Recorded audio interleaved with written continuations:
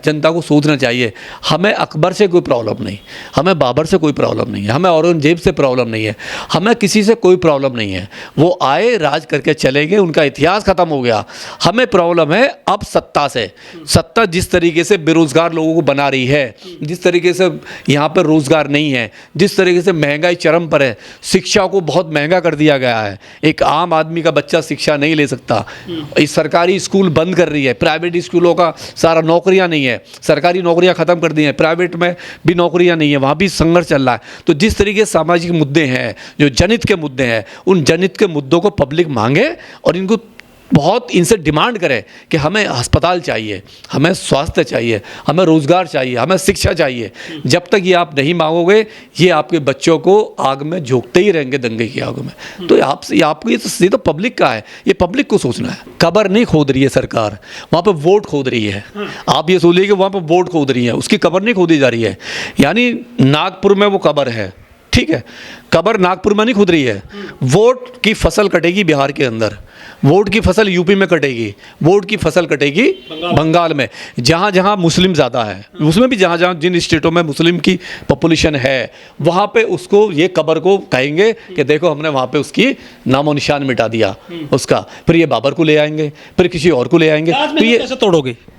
ताजमहल तो अजूबा है वो। तो ताजमहल को यूं नहीं तोड़ेंगे कि मीनार, ताज इनसे किला, अर्निंग है, अर्निंग है, ये राष्ट्र की धरोहर है, अर्निंग है। इनसे बहुत मोटा पैसा आता है सरकार को, बहुत मोटा पैसा है। जो विदेशी लोग आते हैं ना, उनसे बड़ा मोटा टैक्स आता है। वो क्यों आएगा इंडिया में? ताजमहल देखने। क्यों आएगा? लाल किला देखने। तो आता है। मोदी खुद ज़्यादा चढ़वाते हैं कब्रों पर जा करके। यही तो राजनीति, ये पब्लिक को समझना है। जब तक जनता ये नहीं समझेगी, योगी जी कभी नहीं कहते, वो चादर भेजते हैं, ठीक है, अजमेर में जाके। मोदी जी खुद, जेपी नड्डा खुद चादर लेके जाते हैं अजमेर में, वहाँ उनको कब्रें नहीं दिखाई देती। बच्चन भी जाते हैं। सारे स्टार जिनकी फिल्में नहीं चलती हैं, फ्लॉप हो रही हैं, और जिनकी चल जाती है तो खुशी में जाके वहाँ जाता है, और नहीं चल रही है तो वो जितने अक्षय कुमार जैसे जो ये जो भक्त हैं, अंधभक्त हैं, ये सारे लोग वहीं जाते हैं। तो जब ये लोग वहाँ जा रहे हैं तो जो आम पब्लिक को क्या देखना है? तो मेरी तो अपील है देश की जनता है, जो आम पब्लिक है, कि आप इनको समझो।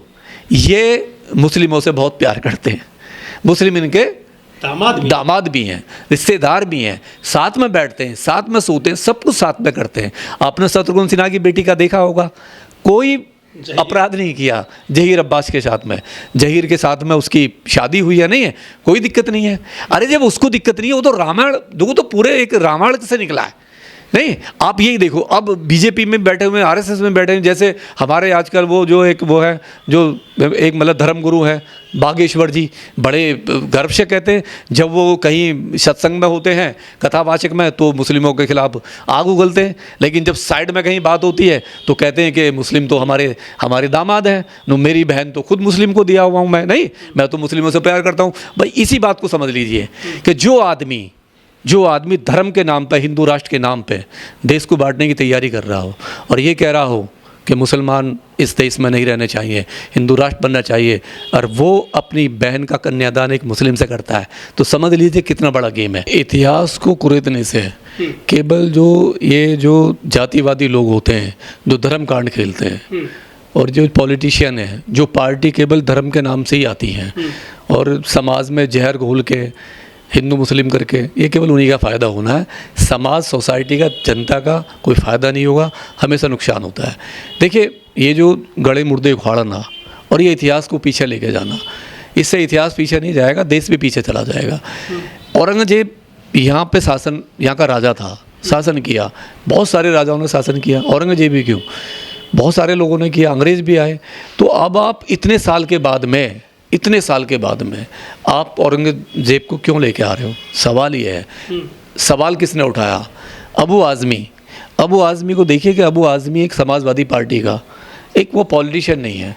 उसकी जितनी आज तक लैंग्वेज है, जो भी उसने वो बोलता है, बड़े प्लान से बोलता है, बहुत प्लान से। उसे पता है तू ये बोलेगा तो इसका रिएक्शन होगा तो सामने बीजेपी जो होगी वो इस पर रिएक्ट करेगी और दोनों पार्टियों का भला हो जाएगा।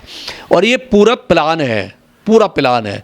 हिंदू मुस्लिम में वहाँ के जनता को बांटना चाहते हैं, क्योंकि यूपी में इलेक्शन है, नज़र यूपी में, बिहार में भी है, मतलब बंगाल में भी है, नज़र वहाँ पर है। दंगा नागपुर में हो रहा है, अब उसको लेके, लेकिन पूरे भारत में आग लगाने की तैयारी है। जिस तरीके से स्ट्रीम मीडिया पे, जो मेन मीडिया है, उस पर केवल औरंगजेब को चला रखा है और हिंदू मुस्लिम की बात हो रही है और विकास की बात नहीं हो रही बिल्कुल भी। तो यूपी में फ़ायदा होगा अखिलेश को और बीजेपी को। जो हिंदुओं का वोट है वो बीजेपी के पास जाएगा, मुस्लिमों का वोट है वो जाएगा समाजवादी के पास तो में। लड़ाई 80-20 की है क्या है? 80-20 की तो लड़ाई, हिंदू मुस्लिम की लड़ाई में केवल पार्टी को फायदा होना है। अबू आज़मी के समर्थन में समाजवादी का खड़ा होना, अबू आज़मी के समर्थन में समाजवादी का खड़ा होना, ये पूरा पूरा एक्सपोज करता है। क्योंकि पूरा खेल बीजेपी और समाजवादी का जिस तरीके से पर्दे के पीछे मिले हुए थे, जिस तरीके से मुलायम सिंह और मोदी साहब पीछे से मिले हुए थे, अभी योगी और जो अखिलेश पीछे से मिले हुए हैं, पर्दे के पीछे सारे काम होते हैं। इन्होंने ये वही काम हुआ है पर्दे के पीछे। दोनों का हाथ है, दोनों ये चाहते हैं कि इस दंगे में कोई तीसरी पार्टी फ्रेम में ना आए, फ्रेम से बाहर रहे, केवल हिंदू मुस्लिम चले। जो मुस्लिम को मानने वाला है वो तेरे पास चला जाएगा, तेरी पार्टी में जाएगा, हिंदुओं को मानने वाला हमारे पास जाएगा, बीच में सारी पार्टियों का कोई मतलब। इसमें सबसे बड़ा नुकसान मानवता का होता है। जो लोग वहाँ पे दंगा अभी जो हुआ है नागपुर में, इतनी प्रॉपर्टी को जला दिया गया, इतने लोगों को मारा पीटा गया है, कितनों पर केस लगेंगे, कितने भी जेल जाएंगे, रासुका लगेगी। तो इसमें जो नुकसान होगा कि आम पब्लिक का होना है, उस पब्लिक का कोई दोष नहीं है। और पब्लिक जो भड़काव में आ जाती है इन पॉलिटिशियनों के, तो उन्हें अपने सोचना चाहिए कि नेताओं का तो बच्चे आते नहीं हैं। अगर औरंगजेब से इतना ही प्यार है अबू आज़मी को और बीजेपी को अगर इतनी नफरत है औरंगजेब से, तो इनके जो पॉलिटिशियन की जो फैमिली है, जो बच्चे हैं, वो सामने क्यों नहीं आते? आए रोड पे करें आंदोलन, वो एक आम जनता को क्यों लाते हैं? शादी कर लेते हैं वो तो आपस में। डेफिनेट शादी, यही तो कह रहा हूँ मैं, शादी कर रहे हैं, उन्हें शादी में दिक्कत नहीं है, बीजेपी वालों को शादी में दिक्कत नहीं है, मुस्लिमों को अपना वो बना में रिश्तेदार बनाने में, और ना ही उनको कोई दिक्कत है, वो अपना रिश्तेदार बना रहे हैं। लेकिन जो आम जनता है, जो बेरोज़गार जनता है, जिसके पास काम नहीं है, उसको जो ये दंगे की आग में जो झोंक रहे हैं, उसको जो मतलब उसको अपराधी बना रहे हैं, मुकदमे लगेंगे, एक पार्टी वाले ही बचा नहीं आएगा।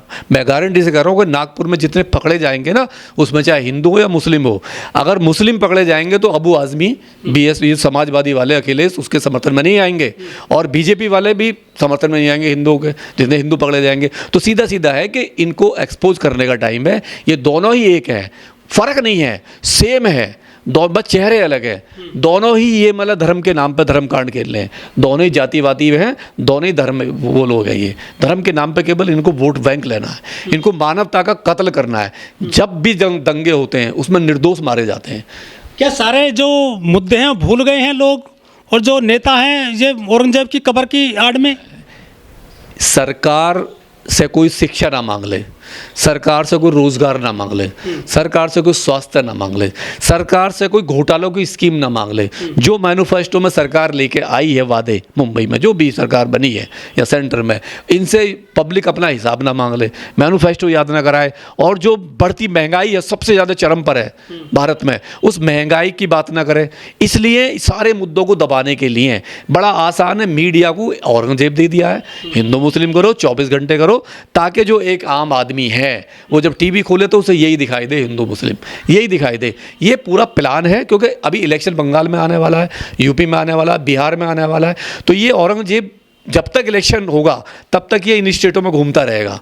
फिर औरंगजेब खत्म हो जाएगा, अकबर को ले आएंगे, फिर किसी और को ले आएंगे, अभी तो बाबर को ले आएंगे, तो बहुत सारी चीज़ें ये लाते रहेंगे। नागपुर में ही जो संघ की शाखाएं लगती हैं और वहाँ गढ़ है, मतलब वहाँ सेंटर है संघ का, क्या ये भी बड़ी वहाँ पे एक साजिश का केंद्र हो सकता है जो और औरंगजेब को निशाने पर लिया हुआ है? संघ तो 100 साल से ज़्यादा हो गया संघ को बने हुए, ठीक है, 100 साल से ज़्यादा हो गया। अगर ऐसा होता तो बीजेपी की सरकार पहले भी आई है, हटा देती उसको, किसी को प्रॉब्लम थोड़ी ना।